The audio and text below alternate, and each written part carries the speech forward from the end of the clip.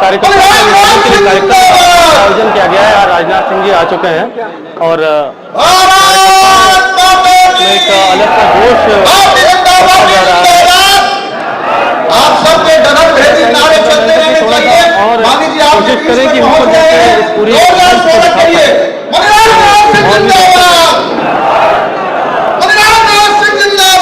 पर कार्यकर्ताओं में एक राजनाथ सिंह जी यहाँ पर है, राजनाथ सिंह जी इधर है, यहाँ पर पाठक जी के साथ राजनाथ सिंह जी इधर आ चुके हैं। राजनाथ सिंह जी यहाँ पर लोगों को कार्यकर्ताओं को फूल बरसाते हुए यहाँ से निकले हैं। पूरे सभी कार्यकर्ताओं का अभिवादन कर रहे हैं इस तरीके से, क्योंकि कार्यकर्ताओं का ही ये पूरा का पूरा एक प्रयास रहा है, जिसकी वजह से राजनाथ सिंह जी को दोबारा से यहाँ पर सांसद के तौर पर चुना गया।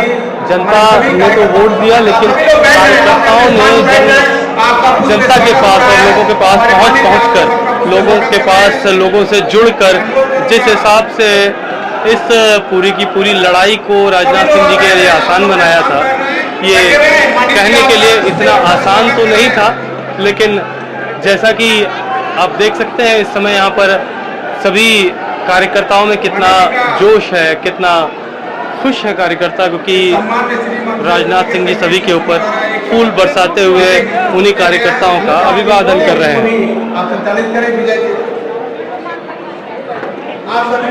तो आप देख सकते हैं यहाँ पर राजनाथ सिंह जी कार्यकर्ताओं का अभिवादन कर रहे हैं और फूल बरसाते हुए आप देख सकते हैं यहाँ पर कार्यकर्ताओं में भी एक बहुत ही अलग सा जोश है। कार्यकर्ता कह सकते हैं जोश बहुत ही हाई है और प्रशासन भी लगातार अपनी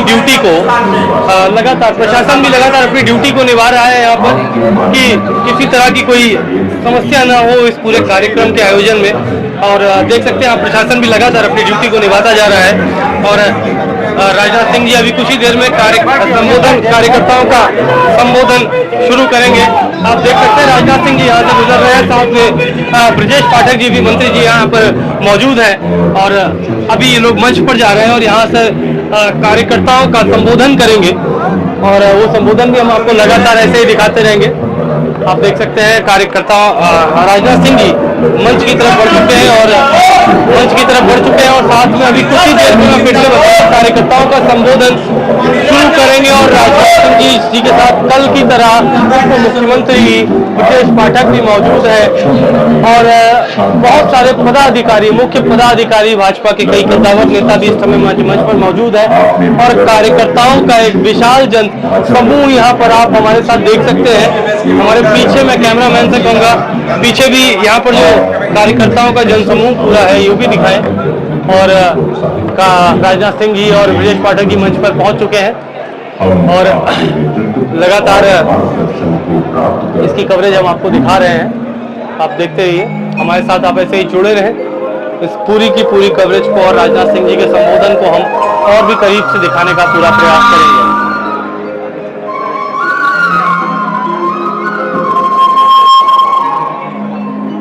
राजनाथ सिंह जी की दोबारा जीत पर उनका बहुत ही भव्य तरीके से यहाँ पर स्वागत किया गया है और आप देख सकते हैं यहाँ पर एक कलाकारों का भी समूह है जो कि संगीत के माध्यम से राजनाथ सिंह जी का अभिवादन कर रहा है और साथ में राजनाथ सिंह जी को दोबारा रक्षा मंत्री बनाए जाने के बाद से ही लोगों में और ज्यादा खुशी है और राजनाथ सिंह जी पहली बार कल हनुमान सेतु का दर्शन करने के बाद आज यहाँ पर कार्यकर्ताओं का जो अभिवादन करेंगे ये बहुत ही देखने वाली बात है। प्रदेश के मंत्री आदरणीय श्रीमान शंकर लोधी जी, सदस्य विधान परिषद आदरणीय श्रीमान लाल जी निर्मल जी, हमारे लखनऊ खंड स्नातक के लोकेशन यहाँ बैठे हुए हैं, खोजेंगे हमारे पटेल जी लोकेशन भेज दूंगा कि मंच पर उपस्थित सदस्य विधान परिषद आदरणीय पवन सिंह चौहान जी, आदरणीय पूर्व महानगर अध्यक्ष श्रीमान राजेंद्र तिवारी जी,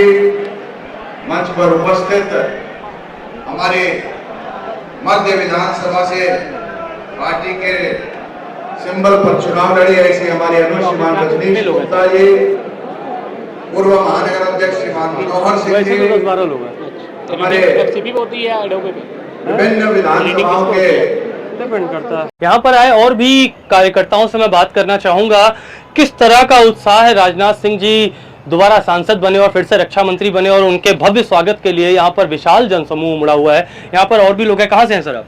राजाजीपुरम संजीव चंदानी बोल रहा हूँ मैं। जी जी। मैं पश्चिम विधानसभा का 12 का प्रभारी भी रहा हूँ, संघ का बस्ती प्रमुख भी हूँ और मैं अपनी ई ब्लॉक मार्केट राजापुरम का व्यापारी। मैं काफ़ी समय से राजनीति कर रहा हूँ। माननीय जी को हमने एक लंबे अरसे से देखा है, मंडल अध्यक्ष से लेकर बूथ अध्यक्ष से लेकर संघ से लेकर और सभी पद उनको मिले और वो राष्ट्रीय उपाध्यक्ष भी रहे, गृह मंत्री भी रहे और मुख्यमंत्री भी रहे। उन्होंने बड़ा जीवन का 50 सालों की राजनीति में बड़ा लंबा संघर्ष किया है जी जी, जिसका ये फल उनको अब की तीसरी बार मिला है और आगे भी मिलता रहेगा उनको। जी जी। राजनीति बिना अनुभवों के नहीं चलती है, लेकिन अभी जो इस समय कुछ सीटें उत्तर प्रदेश में भाजपा की जो गिरी हैं, उसकी मुख्य वजह आपका क्या मानते हैं? देखिए, ये तो समय है, परिवर्तन तो होता ही रहता है और परिवर्तन से ही सीख मिलती है। यदि कुछ सीटें कम आई हैं, उस पर समीक्षा चल रही है, क्यों कम आई है, क्या चुनाव का समय गलत था, वोटर लिस्टों में थोड़ी गड़बड़ी थी जिसको अनदेखी की गई और आगे भी इसके लिए इसको समीक्षा की जा रही है कि आगे के चुनाव के लिए ऐसा ना हो। सर, जमीनी स्तर पर हमने कई जिलों में मैं गया, वहां पर कई जगह पर लोगों की नाराजगी तत्कालिक सांसद से ही रही कि वो कभी जमीनी स्तर पर लोगों के बीच नहीं आते हैं। क्या इसको लेकर भी भाजपा अपना कोई कड़ा रवैया अपनाएगी? बिल्कुल अपनाएगी, आगे भी इसका समीक्षा चल रही है। इस विषय पे जो हमारे बड़े पदाधिकारी हैं, इस विषय पे बैठ के चल रही है। जी, बैठ के चल रही है। आप कहाँ से हैं सर? मैं लखनऊ से, लखनऊ महानगर मीडिया विभाग संयोजक हूँ। जी जी जी। और जो आपने पूछा कि पिछली बार जो है किस वजह से ये जो क्षेत्र में जो है सांसद हारे, इसका मेन कारण ये था कि उसकी समीक्षा की जा रही है। कुछ वोटर लिस्ट में भी जो है कुछ गड़बड़ियाँ पाई गई जिसकी वजह से ऐसा हुआ जी, है ना। तो अब उसकी समीक्षा की जा रही है, आगे इससे बेहतर होगा। और लखनऊ में राजनाथ सिंह जी जो जीते हैं, वो आप देख लिए चौमुखी विकास हुआ है हर तरफ, है ना। पुलों का भी देख लिए, हर पूरे लखनऊ में पुलों का निर्माण हुआ। गोमती नगर रेलवे स्टेशन यहाँ बन रहा है नए स्तर से, नए मॉडल में बन रहा है। तो बहुत सारा विकास हुआ है। आगे इसमें जो भी हमारी कमियां रही हैं, त्रुटियों को दूर करते हुए उसको आगे बढ़ा जाएगा और इसको जो है सही करके समीक्षा करके नए लोगों को भी मौका मिलना चाहिए, ऐसा कार्यकर्ताओं का हम लोग का मानना है। क्योंकि कुछ न कुछ इस स्तर पे कुछ कमियां रही हैं जो अब जो है पार्टी इस पे जो है विचार करेगी और नए लोगों को भी मौका मिलने के चांसेस हैं इसमें। उत्तर प्रदेश में जो विपक्ष की सीटों की बढ़त हुई है, विपक्ष इसको लेकर बहुत ज्यादा खुश है, बहुत तरह के जश्न मनाए। क्या संदेश देना चाहेंगे विपक्ष? देखिए, विपक्ष को खुद ही नहीं मालूम था कि हम इतना ज़्यादा बढ़ जाएंगे। वो तो बस ये गैप जो था जिसको हम लोग देख नहीं पाए, इसकी वजह से वो खुश हैं और इन सब त्रुटियों को हम लोग दूर कर लेंगे और आने वाले विधानसभा चुनाव में इससे दुगनी चौगुनी तरीके से जीतेंगे। क्योंकि अच्छा है कि ये ब्रेकअप मिलना हमको, ये हमें एहसास दिलाएगा कि आगे और अच्छी तरीके से लड़ें और अच्छी तरीके से। सर, किस तरह की अपेक्षा करते हैं आने वाले विकास के लिए? मैं आपसे कहना चाहूँगा कि 15 साल बीजेपी की गवर्नमेंट जो अभी तक हमारी चली है, उसमें हर युवा को, हर एक बंदे को यहाँ के ये पता है कि क्या डेवलपमेंट हुआ है। वही चीज़ अगर आप सपा की गवर्नमेंट में देखते हैं, बसपा की गवर्नमेंट में देखते हैं, केवल पार्क बना है, पार्कों के अलावा कोई एम्प्लॉयमेंट का नहीं था यहाँ पर डेवलपमेंट में फ्लाईओवर, आपका मल्टीनेशनल बिल्डिंग्स, बिजनेस यहाँ पर आ रहा है जब से गवर्नमेंट आई है बस बीजेपी की। और बसपा गवर्नमेंट में हमारा वो डेवलपमेंट था ही नहीं जो हम देखना चाह रहे थे, जो युवा देखना चाहता था। एम्प्लॉयमेंट यहाँ बढ़ा है, चाहे अगर आप गवर्नमेंट की बात करते हो, गवर्नमेंट की तरफ से बढ़ा या नहीं बढ़ा वो एक अलग मैटर है, लेकिन प्राइवेट सेक्टर के आने से जितने भी यहाँ पर अनएम्प्लॉयड थे उनको एम्प्लॉयमेंट बहुत अच्छा मिला है। देखिए, मैं आपको एक चीज़ बताऊँ, अगर ये गलतफहमी में है कि इनको मौका मिलेगा, तो भाजपा ने जो आधार बना दिया है उसको अब ये नई पार्टियां नहीं झेल पाएंगी। शासन स्तर पे आप देखिए, सुरक्षा व्यवस्था पे देखिए, महिलाओं की सुरक्षा देखिए, आप खुद ये कबूल करते हैं कि शासन व्यवस्था जो सुरक्षा में बहुत अच्छा काम हुआ है। तो किन चीज़ों पे बहुत अच्छा काम हुआ है, जहाँ कमियाँ रह गई हैं उसको हम लोग आने वाले विधानसभा में इसको पूरा करेंगे और किसी को मौका मिले और उसके बाद ये काम कर पाए तभी तो जनता उसकी तरफ मोहित होगी। बिना काम किए हवा करके, ठीक है आप सीटें जीत गए हैं, वो कुछ हमारी कमियां थी जिसको आप पा गए, आपको खुद ही नहीं मालूम था कि हम वो सीट जीत जाएंगे, लेकिन आप जीते तो ठीक है, उन सब कमियों को हम पूरा करेंगे और आगे जो है इससे बड़ी ताकत से हम लड़ेंगे और इससे ज़्यादा बड़ी जो है जीत दिलाएंगे। जनता को क्या संदेश? एक चीज़ आपसे और कहना चाहूँगा हल्का सा बड़ी छलांग लगाने के लिए थोड़ा सा आदमी को बैकफुट में आना पड़ता है, तभी बड़ी छलांग लगती है। मतलब भाजपा ये इस बार विधानसभा चुनाव में बड़ी बहुत अच्छी लगेगी। छलांग लगेगी, वो बड़ी छलांग लगेगी, जिसमें पूरा सुपड़ा साफ होगा। बीजेपी सब बसपा गवर्नमेंट का, बसपा सपा सबका सुपड़ा साफ होगा, जिसमें हमारे पप्पू जी भी आगे होंगे।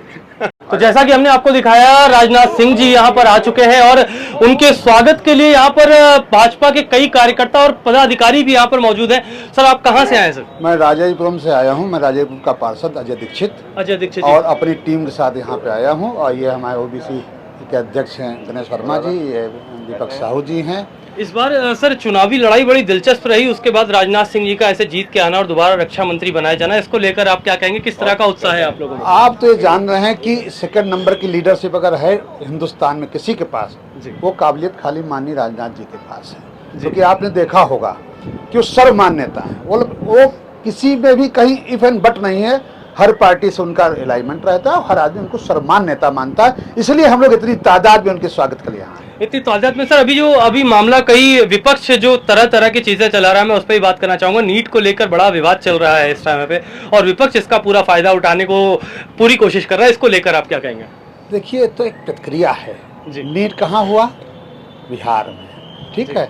बिहार गवर्नमेंट तो उसको देखेगी, बाकी जो सेंट्रल की गवर्नमेंट है। और जहाँ तक रही माननीय जी का मामला, आप रक्षा में कोई एक घपला बता दीजिए, कोई एक घपला बता दीजिए, इसीलिए दोबारा रक्षा मंत्री बनाए गए। तो माननीय जी के रहते हुए मुझे नहीं लगता कि कहीं कोई गड़बड़ी होगी और आइंदा इस पे देखा भी जाएगा कि इस तरह का घपला ना हो, क्योंकि बच्चों के साथ खिलवाड़ होता है। लखनऊ में आने वाले समय में और किस तरह का विकास देखने मिलेगा, क्योंकि संसदीय क्षेत्र उनका है और रक्षा मंत्री जी का सबसे बड़ी बात?